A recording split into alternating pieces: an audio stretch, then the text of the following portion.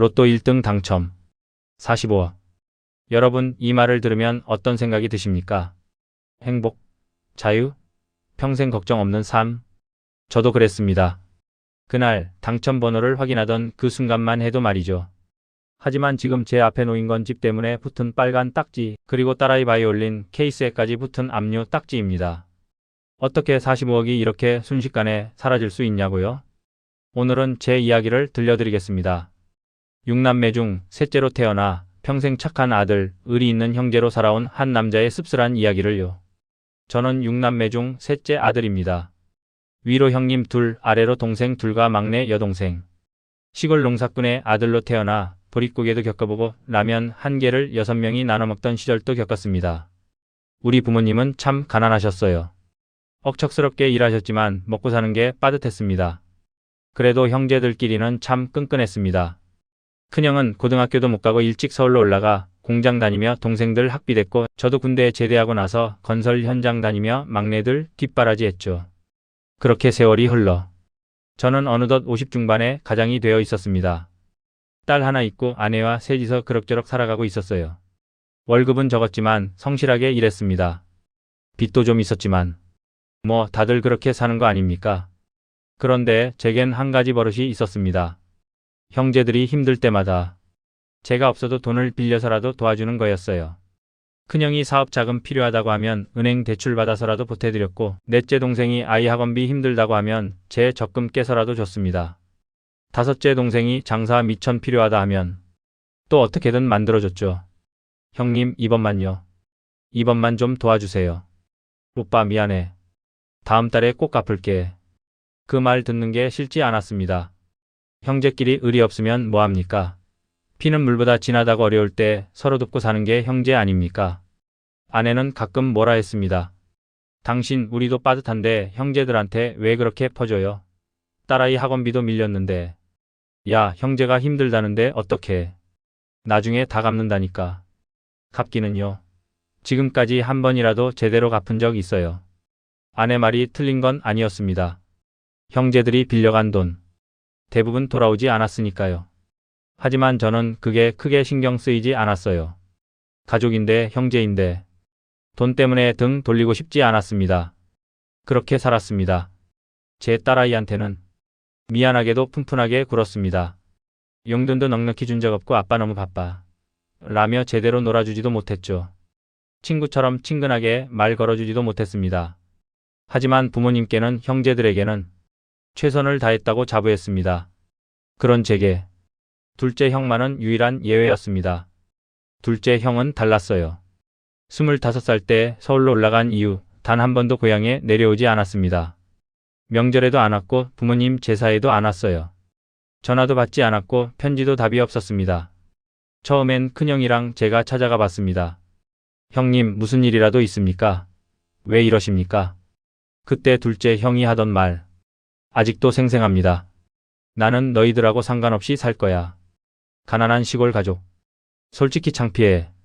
내 인생 발목 잡지 말고 너희들끼리 알아서 살아. 그 말을 듣는 순간 참 허탈했습니다. 같은 피를 나눈 형제인데 어떻게 그런 말을 할 수 있을까요? 큰형은 화를 내셨지만 저는 그냥 마음이 아팠습니다. 그래, 형님. 그렇게 사십시오. 우리는 우리끼리 잘 살겠습니다. 그 뒤로 30년 가까이 둘째 형과는 연락이 끊겼습니다. 부모님 돌아가실 때도 안 왔어요. 장례식장에 조화 하나 보내지 않았습니다. 형제들 모임에서도 둘째 형 이야기는 금기였죠. 그 사람은 이제 우리 가족 아니야. 큰형이 그렇게 선언했고 우리 모두 고개를 끄덕였습니다. 그렇게 둘째 형은 우리 가족사에서 지워진 사람이 되었습니다. 그러던 어느 날이었습니다. 평범한 금요일 저녁 퇴근길에 습관처럼 산 로또 한 장. 1,000원짜리 희망이라고 늘 사던 거였어요. 당첨된 적은 없었지만 그냥 재미 삼아 사는 거였죠. 토요일 밤 추천 방송을 보다가 제 눈을 의심했습니다. 8, 15, 23, 29, 34, 41. 하나, 둘, 셋. 제 손에 들린 로또 용지의 번호들이 하나씩 맞아떨어졌습니다. 여보, 이것 좀 봐요. 왜 그래요? 또 꽝이에요. 아니, 이거 다 맞은 것 같은데. 아내가 후다닥 달려와 확인하더니 그대로 주저앉았습니다. 당신 1등이에요. 1등 45억. 세금 떼고 나면 실수령액 약 31억. 저는 그 자리에서 그냥 멍하니 앉아 있었습니다. 믿기지가 않았어요. 제가 평생 가난하게 살던 제가 1등? 그날 밤 한숨도 못 잤습니다. 아내와 둘이서 밤새 이야기했어요. 여보 이제 빚 다 갚고 우리 집도 사고 딸아이 유학도 보내줄 수 있어요. 그래 그래야지. 그리고 형제들한테도 좀 나눠줘야지. 당신 제정신이에요. 형제들은 평소에도 돈만 빌려가고 안 갚았잖아요. 그래도 형제인데 나만 이렇게 잘 살 수는 없잖아. 아내는 한숨을 쉬었지만 결국 고개를 끄덕였습니다. 당첨금을 받고 일주일 뒤 저는 형제들을 모두 불렀습니다. 큰형, 넷째 동생, 다섯째 동생, 막내 여동생. 형님, 동생들. 오늘 부른 이유가 있어. 무슨 일이야, 갑자기? 사실은 내가 로또에 당첨됐어. 1등. 순간 식탁이 조용해졌습니다. 뭐라고? 1등이야. 45억. 형제들 얼굴이 환해졌습니다. 큰형은 벌떡 일어나 제 어깨를 두드렸고 동생들은 소리를 지르며 좋아했습니다. 셋째야, 축하한다. 오빠 대박이다. 그 모습이 참 좋았습니다. 평생 가난하게 살던 형제들이 제 일로 이렇게 기뻐해 주니 말이죠. 너희들한테 나눠주려고 해. 뭐? 각각 똑같이 5억씩. 나도 5억 남기고 나머지는 빚 갚고 집 사는데 쓸 거야. 순간 형제들 눈빛이 달라졌습니다. 반짝반짝 빛이 나더니 뭔가 탐욕스러운 빛으로 변하는 게 느껴졌어요. 셋째야 고맙다. 오빠 정말 고마워. 그렇게 저는 큰형, 넷째, 다섯째, 막내에게 각각 5억씩 송금했습니다. 그리고 둘째 형에게는 주지 않았습니다. 연락도 안 되고 30년 가까이 가족 노릇 안 한 사람한테까지 줄 이유는 없다고 생각했거든요. 하지만 세상에 비밀은 없나 봅니다. 돈을 나눠준 지 보름쯤 지났을 때였습니다. 낯선 번호로 전화가 왔어요. 여보세요? 셋째냐? 그 목소리. 30년 만에 듣는 목소리였지만 단번에 알아챘습니다. 둘째 형님? 그래 나다. 너 로또 당첨됐다며? 어떻게 알았는지는 모르겠지만 아마 누가 귀띔을 해줬겠죠. 예, 그렇습니다만. 그래서 형제들한테 나눠줬다고? 나한텐 왜 안 줬어? 목소리에 분노가 섞여 있었습니다. 형님, 30년 동안 연락도 안 하시고 부모님 장례식에도 안 오셨잖습니까? 저희를 가족으로 생각 안 하신다고 하셨고요. 그게 그때고 지금은 지금이지. 나도 형제야. 피는 못 속이는 거야. 당연히 내 목도 줘야지. 어이가 없었습니다. 형님, 그건 아니지 않습니까? 그동안 한 번도. 야, 너 지금 형한테 대드는 거야? 다른 형제들은 다 받았는데 나만 빼먹으면 그게 말이 되냐고. 전화기 너머로 고함이 들렸습니다. 내일까지 5억 내 계좌로 보내. 안 그러면 가만 안 둬. 형님, 저는. 닥쳐. 내일까지 안 보내면 너 집 앞으로 찾아간다. 뚝. 전화가 끊겼습니다. 저는 한동안 멍하니 핸드폰을 쥐고 있었습니다. 손이 떨렸어요. 화도 났고 허탈하기도 했습니다. 그게 끝이 아니었습니다. 며칠 뒤 큰형이 찾아왔습니다. 셋째야, 미안한데 좀 더 도와줄 수 있겠냐? 예? 형님 5억 드렸잖습니까? 그게 빚을 갚으니까 생각보다 적게 남더라. 그리고 사업 하나 하려는데 미천이 좀 더 필요해서. 형님 5억도 큰돈인데.